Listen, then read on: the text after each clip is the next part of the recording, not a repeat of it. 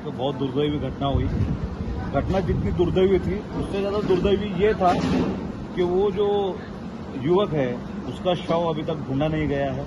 प्रशासन बहुत बड़े बड़े दावे करता है कि हम आपत्ति व्यवस्थापन करते हैं, डिजास्टर मैनेजमेंट करते हैं, लेकिन आज की इस घटना ने प्रशासन की कहीं ना कहीं कलई खोल के रख दी है, पोल खोल के रख दी है।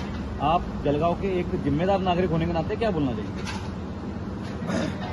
डिजास्टर मैनेजमेंट का मीनिंग है हमारे जलगांव शहर के, जहां हमारे एमएलए साहब बोल रहे हैं कि जलगांव शहर महानगर पालिका की जिम्मेदारी है। मैं ये बताना चाहता हूँ कि डिजास्टर मैनेजमेंट ये सेपरेट जिलाधिकारी कार्यालय में एक विभाग है, उसका एक अधिकारी है, उसका एक स्टाफ है, लेकिन डिजास्टर मैनेजमेंट के पास कोई इक्विपमेंट नहीं है, कोई मैन पावर नहीं है जो ऐसे वक्त डिजास्टर मैनेजमेंट में अगर वो बच्चा जब डूब रहा था उसको बचाने के लिए जो मैनेजमेंट रहती है उसको दैट्स कॉल्ड डिजास्टर मैनेजमेंट है ना, उसको बचाए। तो अगर अभी लाश ढूंढने के लिए डिजास्टर मैनेजमेंट काम करेगी तो क्या फायदे का। इसलिए हमने ये कोशिश करी है कि डिजास्टर मैनेजमेंट के साथ साथ आज हमारे जलगांव के लिए सबसे बड़ी बात है कि आज हमारा आपत्ति व्यवस्थापन जो है, आपत्ति व्यवस्थापन के मंत्री हमारे जलगांव के हैं, माननीय गिरीश महाजन साहब आपत्ति व्यवस्थापन है। मैं चाहूँगा कि इस घड़ी को देखते हुए, इस नौजवान की मृत्यु को देखते हुए स्कूबा डाइविंग जो हमारे निम्बाड़कर साहब के सामने हमने, क्योंकि मैं जलगांव जिला स्विमिंग एसोसिएशन का भी सेक्रेटरी हूँ, उस वक्त भी हमने इनको दिया था कि स्कूबा डाइविंग के इक्विपमेंट और उसके ट्रेनर यहाँ होना चाहिए ताकि वो बचा सके, बच्चों को जो डूब रहा है उसको बचा सके। दूसरी ये बात है कि कॉरपोरेशन को हमने इसके पहले भी कहा है कि सिक्योरिटी गार्ड वहाँ होना चाहिए, वहाँ सिक्योरिटी गार्ड नहीं है, वहाँ बोर्ड लगाना चाहिए, वहाँ बोर्ड नहीं है, वहाँ जो 24 आवर्स वहाँ पे नहीं 24 आवर्स तो 16 आवर्स से जो इसको हम कहते हैं कि लाइफ गार्ड रहना चाहिए, वो लाइफ गार्ड वहाँ पे नहीं, यानी किसी तरह की कोई भी नहीं। जबकि आप देख रहे हैं कि मेरुन तालाब फुल बह रहा है बारिश में, अभी बारिश जबकि शुरू नहीं हुई, अभी और कितनी बढ़ेगी। लेकिन मैं यही कहूँगा कि हमको जो चाहिए कि वहाँ पे कंप्लीट 20 लाइफ गार्ड चाहिए, सिक्योरिटी गार्ड चाहिए, स्पीड बोट चाहिए, लाइट सर्च चाहिए, जो नाइट में लाइट सर्च करते हैं वाटर में वो चाहिए।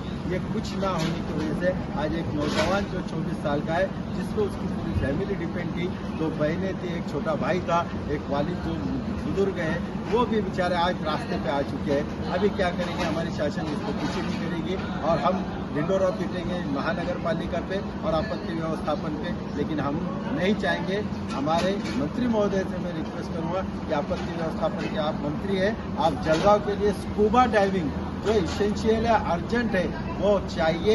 उसके लिए आप बोलेंगे, आपके पास तो इतना फंड है, आपके पास एक्सपर्ट चाहिए तो आपको एक्सपर्ट मिलेंगे, और एक्सपर्ट मिलाने के लिए स्विमिंग एसोसिएशन से लेके बॉम्बे के हमारी महाराष्ट्र स्विमिंग एसोसिएशन की भेड़ी है। हम चाहेंगे कि आइंदा ऐसा कोई नौजवान जलगांव का ना मरे ताकि उसकी फैमिली बेसहारा न हो।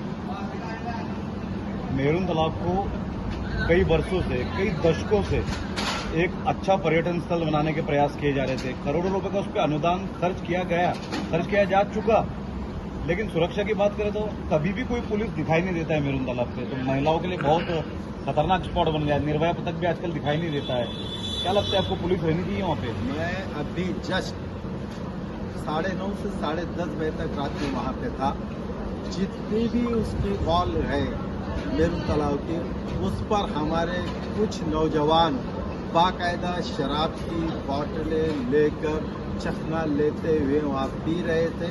आगे और स्पॉट पे गए तो वहाँ झगड़े चल रहे थे।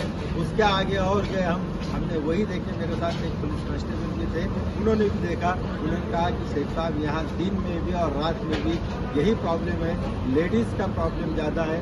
यहाँ पे रात में लड़कियाँ लेडीज़ आती है और ये शराब पी के करते हैं। इसके लिए वहाँ पर 100% एक बीट ओपन होना चाहिए पुलिस की, और वहाँ 24 आवर, क्योंकि एक नेहरू चौपाटी का भी एरिया है और ये नेहरू हमारा जो मेन रास्ता है वहाँ पर भी है। इसके लिए वहाँ जरूरी है कि सिक्योरिटी के तौर पे वहाँ पुलिस ही होनी चाहिए। नगर पालिका का सिक्योरिटी गार्ड से वो काम नहीं चलेगा, बहुत ज़रूरी है।